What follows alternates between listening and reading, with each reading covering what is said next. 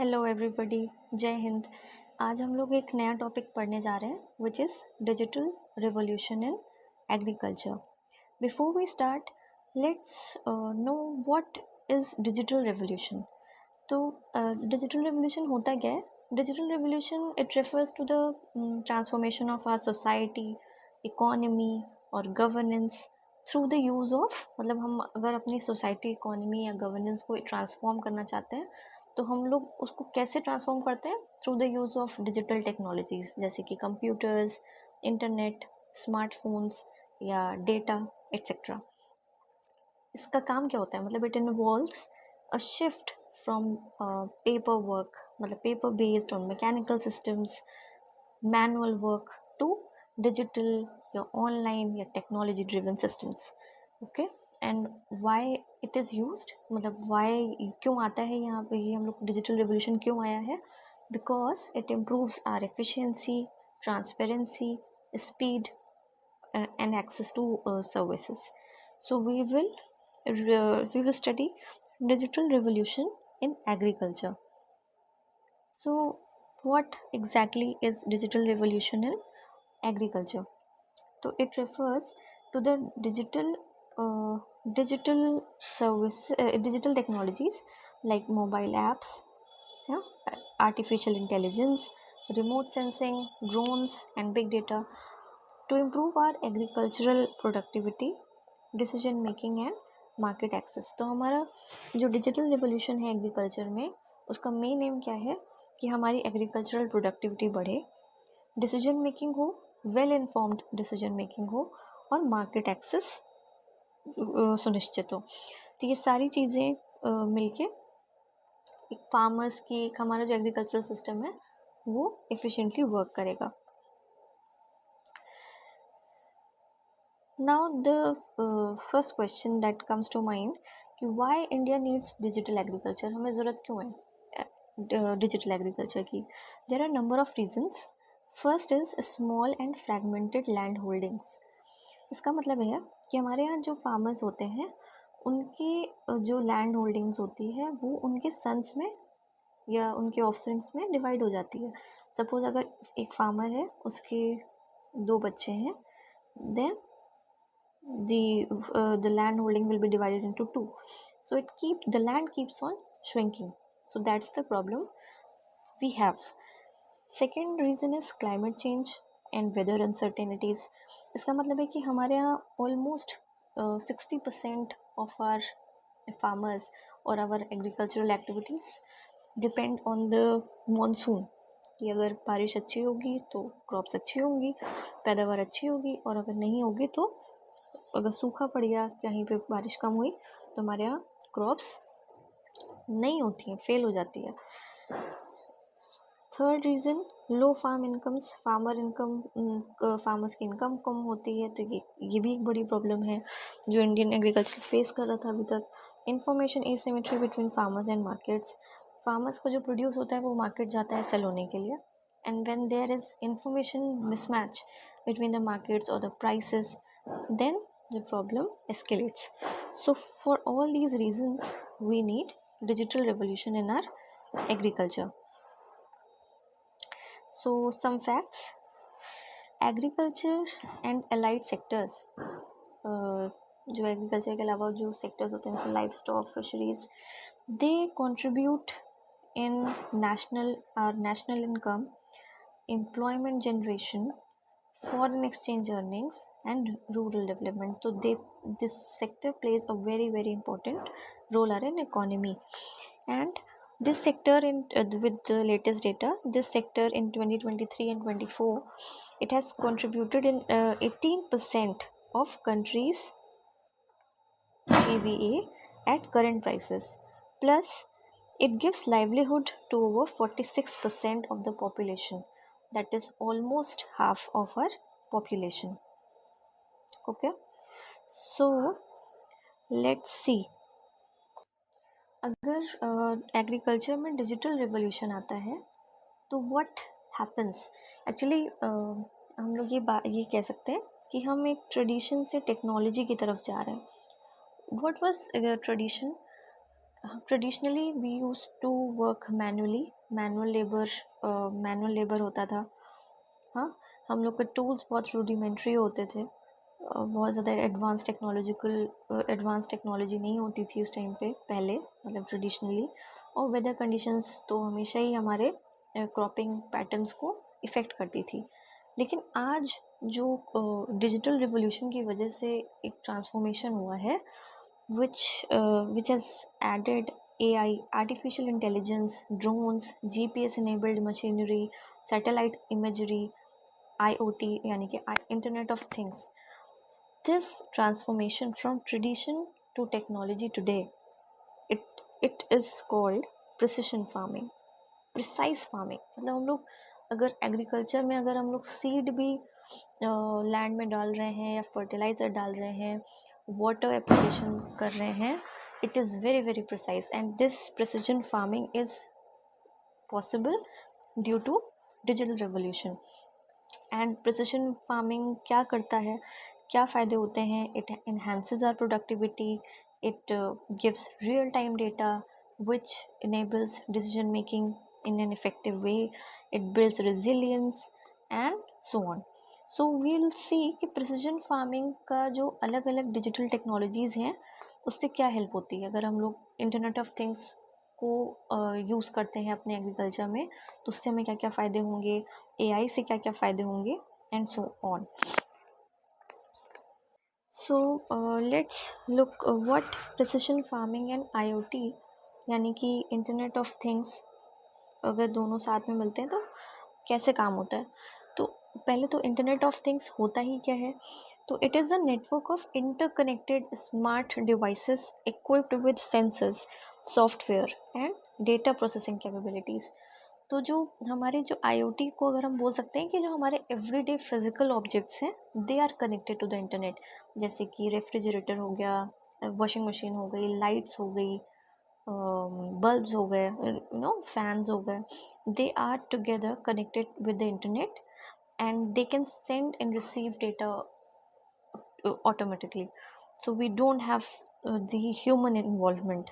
okay, so internet of things अगर agriculture में आ जाता है, अगर ये टेक्निक एग्रीकल्चर में आ जाती है, तो what all does it do? It minimises waste, क्योंकि ह्यूमन इन्वॉल्वमेंट नहीं है, बहुत ज़्यादा आपको काम, मतलब इतना ज़्यादा काम करने की ज़रूरत नहीं है, it goes on automatically, it maximises efficiency.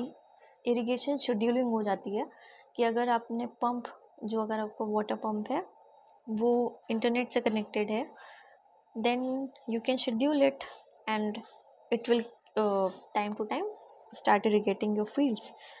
you don't need to go manually।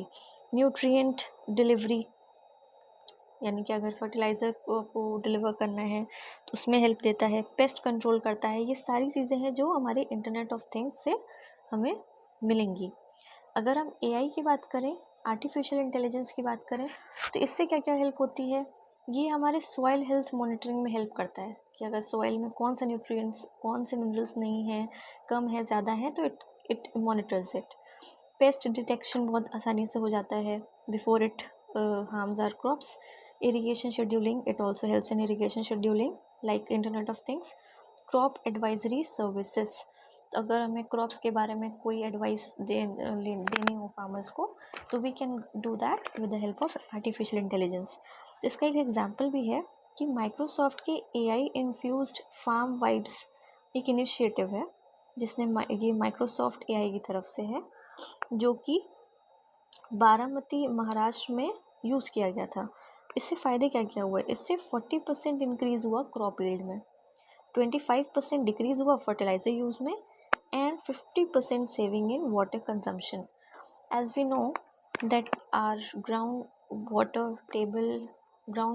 is very very deficient in many places, and agriculture takes a lot of water from the underground। So sustainable use of water, especially groundwater, is very very essential।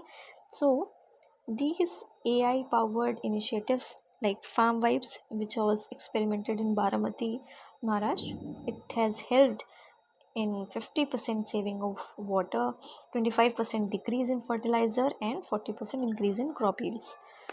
So हम लोग ये कह सकते हैं कि precision farming crop yield को improve करता है, इनपुट एफिशिएंसी देता है कि अगर जितना इनपुट हम डाल रहे हैं उसी के प्रोपोर्शन या उससे ज़्यादा हमें आउटपुट मिलेगा.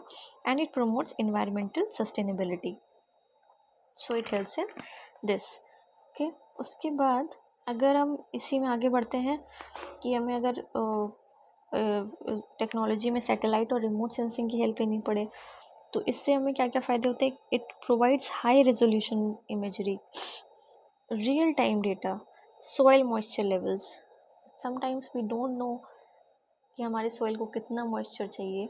We flood our fields which is very very dangerous. Sometimes capillary actions भी होते हैं, कभी कभी हम लोग को नहीं पता होता है कि पानी कम है, पानी ज़्यादा है. तो it helps, we can take the help of satellite and remote sensing and it will help in that. Pest and disease outbreaks हमें पहले से पता चल जाएगा.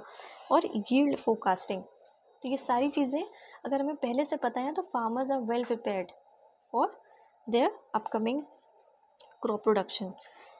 इससे होगा क्या, अगर हमें ये सब चीज़ें पता है तो हमें टारगेटेड इंटरवेंशंस कि अगर जैसे सपोज़ अगर पेस्ट कंट्रोल होने की आशंका है और हम यूज़ कर रहे हैं सैटेलाइट या रिमोट सेंसिंग, तो जिससे पहले कि हार्म हो हम पहले ही इंटरवीन कर लेंगे और उसको रोक देंगे. या अगर सॉइल मॉइस्चर कम हो रहा है तो we will come to know with the help of remote sensing, we will intervene beforehand. It will facilitate efficient resource allocation. वही है कि अगर हमें फर्टिलाइज़र पहले से पता है कि हाँ हमें सॉइल में सफिशिएंट न्यूट्रिएंट्स हैं, we will not add more, which will ultimately somewhere leads to what do we call that, eutrophication. So it leads to water pollution, land pollution, etc. And effective disaster management. अगर कोई disaster आने वाला है तो it will also help. अगर कोई floods आने वाले हैं या कोई साइक्लोन आने वाला है, it will we will know beforehand by the use of these technologies. इसमें एग्जांपल्स भी आते हैं कि फसल एक इनिशिएटिव है गवर्नमेंट का और इसरो ने मिलकर इसमें काम किया है. एग्रीटेक प्लेटफॉर्म्स हैं कुछ कुछ जो प्राइवेट प्लेटफॉर्म्स हैं like Cropin, Syngenta use these technologies to help our agriculture. Okay, next हम लोग ब्लॉकचेन टेक्नोलॉजी भी यूज़ कर सकते हैं in the form of digital revolution in our agriculture. So what is block technology? तो अगर हम इसको ऐसे समझें कि ब्लॉक टेक्नोलॉजी एक डिजिटल रिकॉर्ड बुक है जिसमें हम इंफॉर्मेशन स्टोर करते हैं in a very very secure, transparent and tamper proof way. तो it will help in a multiple ways if we are talking in agriculture. So इससे क्या होगा, जैसे सप्लाई चेन ट्रांसपेरेंसी आएगी कि अगर फार्म से कंज्यूमर की तरफ प्रोडक्ट प्रोड्यूस जा रहा है तो it will ensure that food safety is intact. Farmers को फेयर प्राइसेस मिलेंगे. It will eliminate middle man, तो डायरेक्ट फार्मर बायर ट्रांजेक्शन्स होंगे. फूड प्रोडक्ट्स की ट्रेसिबिलिटी अच्छी बढ़ेगी. It will help in the source of contamination. अगर कहीं कुछ भी फूड सेफ्टी इशूज़ होते हैं तो it will help in tracking that. So etcetera. तो ब्लॉकचेन टेक्नोलॉजी के ये तो फ़ायदे हैं ही, उसके अलावा फूड सेफ्टी में बताइए, रिड्यूस पोस्ट हार्वेस्ट लॉसेस और कॉन्फिडेंस बढ़ता है कंज्यूमर का because it is very secure and transparent. और प्रीमियम मार्केट्स को एक्सेस करने में भी हेल्प करता है. सिमिलरली अगर हार्डवेयर ऑटोमेशन की बात करें, ये भी एक टेक्नोलॉजी है जिससे क्या होगा कि हमें ऑटोमेटेड इरिगेशन सिस्टम्स मिल जाएंगे कि हमें मैनुअल लेबर की ज़रूरत नहीं पड़ेगी. ऑटोमेटिक इरिगेशन सिस्टम्स वर्क करेंगे. ड्रोन स्प्रेयर्स, जो हमारे ड्रोन्स यूज़ करे जाते हैं स्प्रे करने के लिए फर्टिलाइजर्स वगैरह. सेंसर बेस्ड मशीनरी कि अगर बस जैसे अगर सॉइल में मॉइस्चर कम हो रहा है तो द सेंसर्स जो उसके आसपास लगे होंगे दे विल इन्फॉर्म कि यहाँ पे मॉइस्चर कम है, तो फार्मर्स विल नो दैट. इस तरह के जैसे इसमें एग्जांपल है नैनो गणेश. तो it controls irrigation pumps remotely via mobile phones. तो ये एक टेक्नोलॉजी है इसमें ये एक इनिशिएटिव लिया गया है नैनो गणेश के नाम से, तो जिससे हम लोग मोबाइल ऐप से ही हम इरिगेशन कंट्रोल कर सकते हैं अपने फील्ड्स में. Okay, so these are the technologies and their uses in agriculture. अब गवर्नमेंट की तरफ से क्या क्या इनिशिएटिव्स लिए गए हैं to ensure digital revolution in agriculture. तो पहला है डिजिटल एग्रीकल्चर मिशन. ये हमारा एकदम होलसम एग्रीकल्चर मिशन है जो इन टेक्नोलॉजीज़ को यूज़ करके एग्रीकल्चर को एफिशिएंट बनाएगा. एग्री स्टैक प्रोजेक्ट, इसमें क्या क्या चीज़ें इन्वॉल्व हैं एग्री स्टैक प्रोजेक्ट में? फार्मर की रजिस्ट्री, क्रॉप जो हमने सो करा है उसकी रजिस्ट्री, जियो रेफरेंस्ड विलेज मैप्स कि हमें मतलब कोई पेपर वर्क नहीं करना है, जियो रेफरेंस्ड विलेज मैप्स. ठीक है, उसके बाद enables digital identification and authentication in credits, insurance, subsidies, procurement. इन सब चीज़ में ऑथेंटिकेशन अगर ज़रूरत होगी तो वो डिजिटली हो जाएगा and it is going to be hassle free efficient manner में. उसके बाद government digital platforms and apps, जैसे कि ई नैम है जो कि एक इनिशिएटिव था जिससे सारी जो फार्मर्स थे वो मार्केट से डिजिटली कनेक्ट हो गए थे. किसान सुविधा, एम किसान, मोबाइल ऐप्स, तो ये सारी चीज़ें हमें डिजिटल रेवोल्यूशन में हेल्प करती हैं. विमेन लेड एग्रीटेक एडॉप्शन, हमने विमेन को भी इन्वॉल्व किया, डिजिटली ट्रेन किया, which is in the form of Namo drone Didi. November 30, 2023 को स्कीम लॉन्च हुई थी. Common service centres digital India mission के अंडर में आते हैं. क्या काम है इनका? To provide digital services at the doorsteps of rural communities.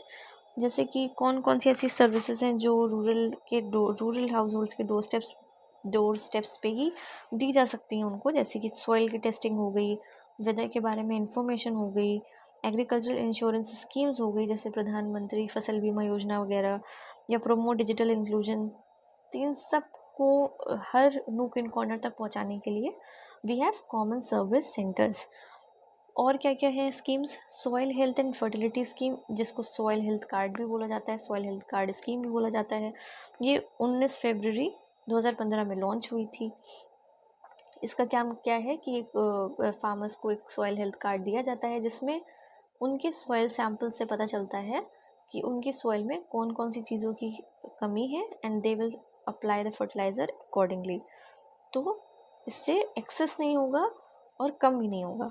उसके बाद submission on agricultural mechanisation SMAM, ये 2014-15 में स्टार्ट हुआ था. ये किस लिए था? कि हमें अगर फार्मर्स को फाइनेंशियली असिस्ट करना हो for the purchase of agricultural machinery and equipment like drones वगैरह, और पोस्ट हार्वेस्ट के लिए जो प्रोसेसिंग चाहिए होती है, जब हम लोग हार्वेस्ट कर लेते हैं क्रॉप्स को, उसके बाद अगर प्रोसेसिंग करने के लिए कोई टेक्नोलॉजी या कोई मशीनरी चाहिए तो they will get assistance under this submission on agricultural mechanisation. ठीक है, तो ये सारे गवर्नमेंट के इनिशिएटिव्स हैं that we see while seeing digital revolution in agriculture. कुछ डिजिटल मार्केट प्लेसेस हैं और ई गवर्नेंस इनिशिएटिव्स हैं गवर्नमेंट के. Let's have a look on them. जैसे कि e NAM national agricultural market, it connects racing data, it connects 18 million farmers directly with the buyers. तो अब कहीं पे भी फिज़िकली फार्मर्स को अपना सामान लेके जाने की ज़रूरत नहीं है. They can online connect with the buyers. तो इससे क्या होगा? इससे उनका प्राइसेस, एक तो उनको अच्छे सही दाम मिलेंगे, उनको जो कहीं जाने की ज़रूरत नहीं है. they can negotiate with multiple buyers and then sell accordingly. Open network for digital commerce, ये इसको हम लोग ऐसे समझ सकते हैं कि यहाँ पे ये एग्रीगेटेड की तरह काम करता है कि यहाँ पे बायर्स की सारी ऐप्स एक जगह और सेलर्स की ऐप एक जगह.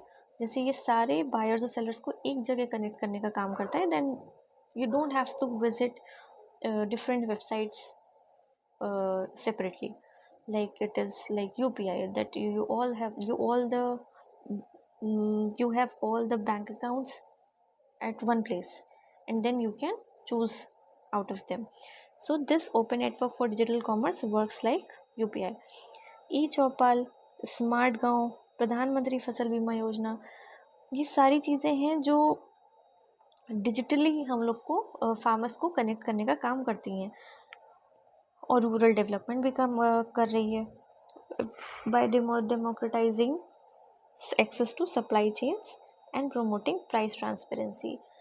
कोई भी चीज़ इलेक्ट्रॉनिक होने से सबसे पहला जो बेनिफिट होता है वो होती है transparency, that when you apply online things become transparent and you will get the price you deserve. So this is a boon in agriculture. Private platforms में अगर हम एग्जांपल का बात करें तो देहात, एग्री बाज़ार, एग्रो स्टार, ये सारी इनिशिएटिव्स हैं प्राइवेट प्लेटफॉर्म्स पे। तो और ये किसान सुविधा भी है, ये डिजिटल सर्विसेज प्रोवाइड करने का काम करता है। एम किसान ये मैसेजिंग सर्विस है मोबाइल ऐप पे, अगर हमें कुछ फार्मर्स को इन्फॉर्मेशन देनी हो then it can be use. तो Kisan Suvidha, M Kisan, these are very very effective technologies और इनिशिएटिव्स। तो these innovations ensure timely location specific support, bridge information gaps and enhance agricultural productivity. उसके बाद इस डिजिटल रिवॉल्यूशन से हम फार्मर्स को, जो हमारे फार्मर्स हैं, उनको क्या क्या फ़ायदे होते हैं। सबसे पहले तो कॉस्ट एफिशिएंसी बढ़ती है या बढ़ेगी या बढ़ी है।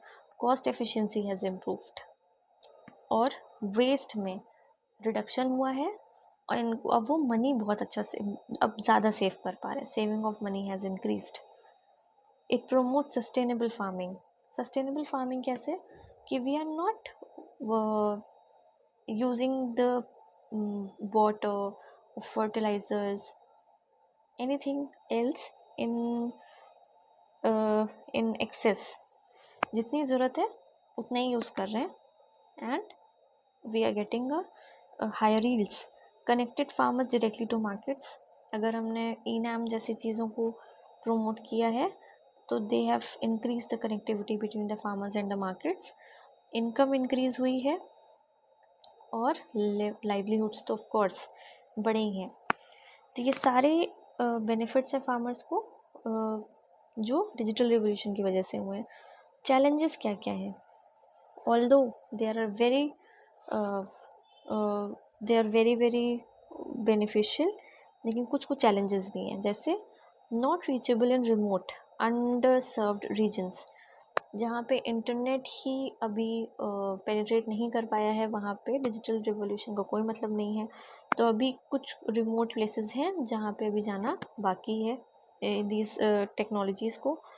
पुअर नेटवर्क एक्सेस, और जहाँ पे हैं अगर इंटरनेट है भी तो वहाँ पे उतना नेटवर्क अच्छा नहीं है, उस पर काम करने की ज़रूरत है।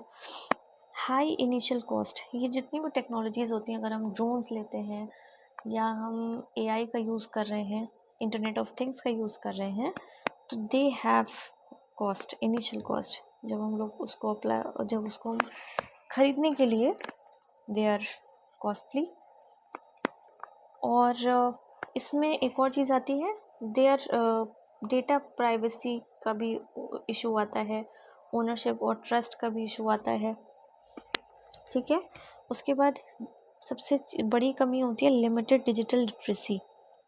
Farmers are not digitally literate, तो उनको लिटरेट करना, that too in digital world, is a big task.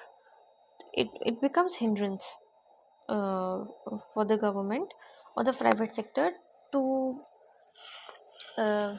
realize the real benefits of this digital revolution.